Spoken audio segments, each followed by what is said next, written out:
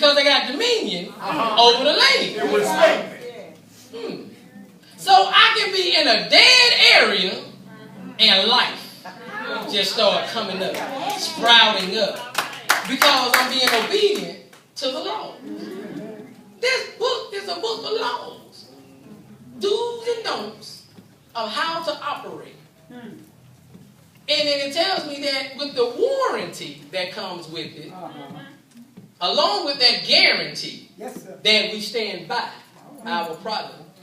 That's why God said, I'm more committed to your success than you. I stand by you. Why? Because I made you. You are mine. Yeah.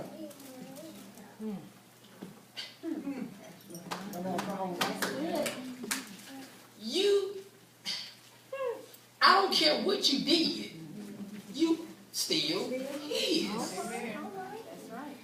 It don't matter what you said, you still his product. No matter how bad you got, he says, I'll still fix you, cleanse you, wash you, and send you right back out there. I'm willing to do that for you. I guarantee.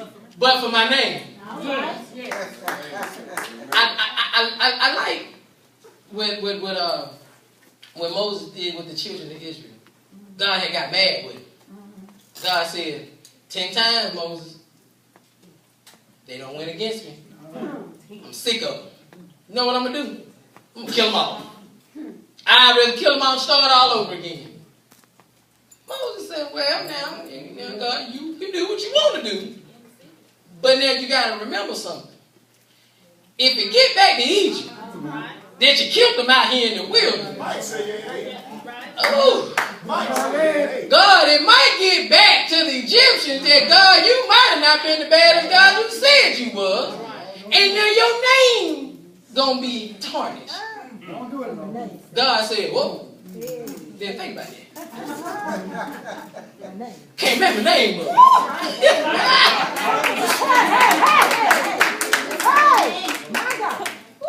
But guess what? He ain't going to let you mess it up either. Show you right, sir. Show you right. I tell my kids, I don't work too hard to build my name, but for you to go ahead and act a fool and bring embarrassment to my name. That's right. So how my children act when I'm not there means something to me. Because when you see a child running through a store just knocking stuff over, you don't look at the child. First question you ask is, What they parents?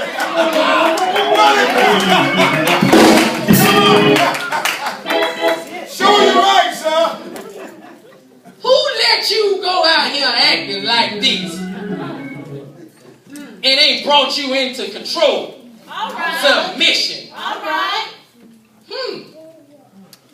Why are they just letting you run around here like that? And when you see the parent finally, guess what you do? Sorry, thing. You start to grow sympathy for the child. Because guess what you realize? It ain't the child's fault. The child is just a product of where he's allowed to act a fool. That's what he's going to do.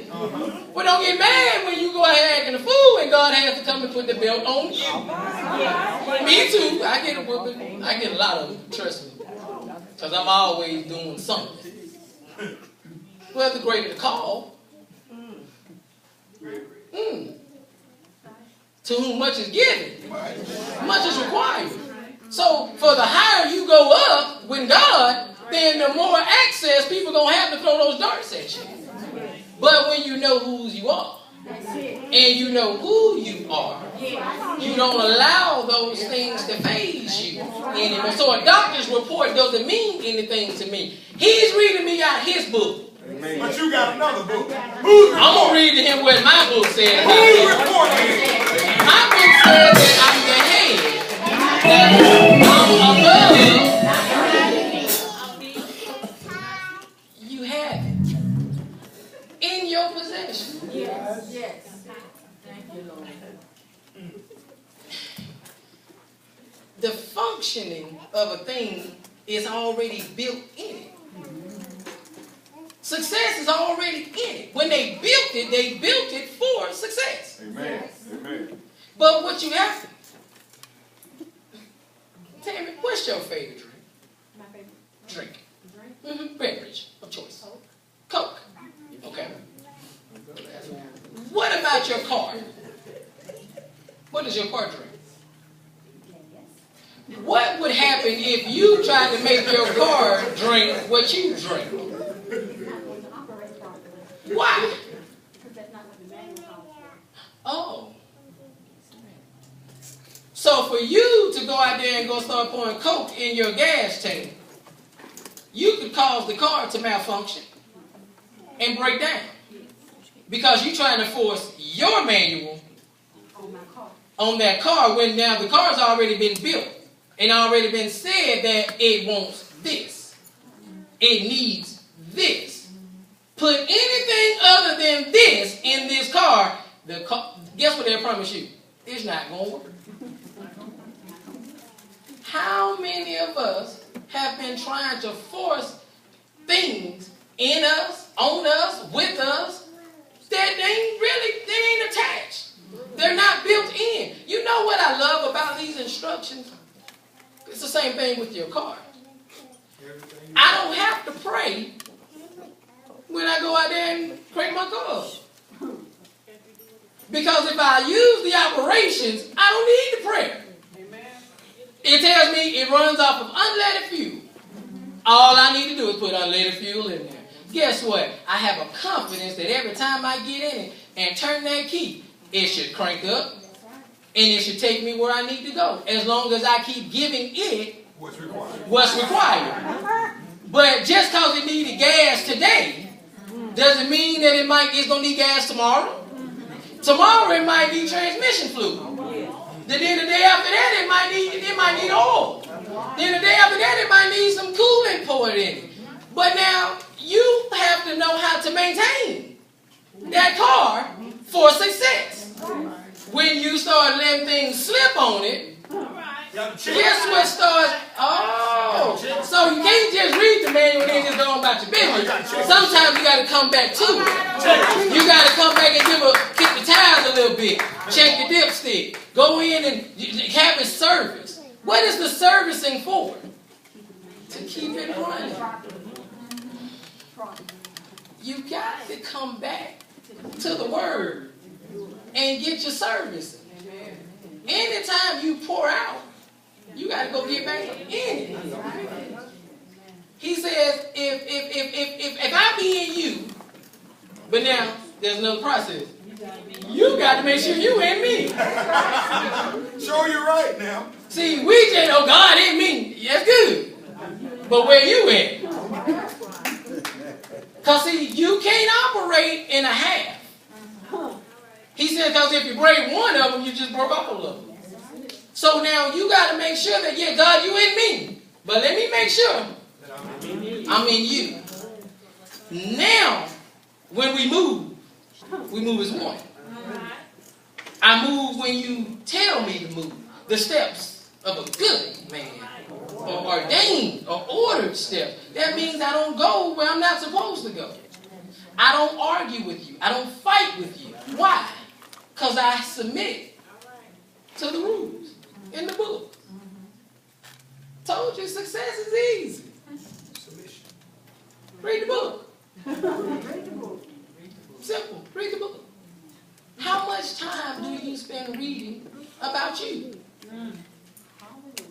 And how you work and how you can be productive.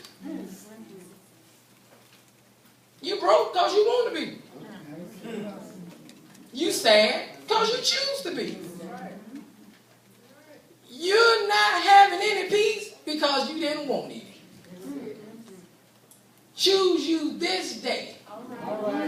Who you gonna serve either way it goes. But at least he tells you, my yoke is easy. My burden is light. So now if that's over here, then you can imagine what goes on over there. It's not hard. It's easy. success, productivity. Yes, sir. It's in you. Come on. Amen. Born, it was birthed in you from the beginning. Oh, yeah. You didn't even have to do nothing for it. Can I leave you with one thing? Go ahead. Let me just show you how committed God is to you. He says, I'm God. And I'm God all by myself. Yes, it is. He said, because I'm God, because other gods got to start at the beginning. I'll finish you. Yeah. And then And then I come back. start. And I start you. And I tell you from the beginning what I already did at the end. All you got to do is stay the course. Success is inevitable. You can't miss it. He's already fixed it. The fact that you were born is the guarantee I've already finished you. Wow. Your end is done. You're not doing anything that he ain't already figured out.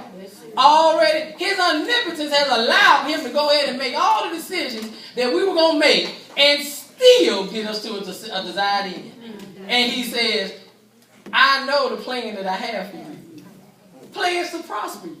Plans to bless you. All I want you to do is stay in my book, follow my path that I've already set, Yes, sir. and I promise you, you will reach the end. You will get your reward. You will be happy. You will be at peace. You will have that joy. You've been all back there looking for joy. And they were going to You've been all over there trying to find happiness. It is right there.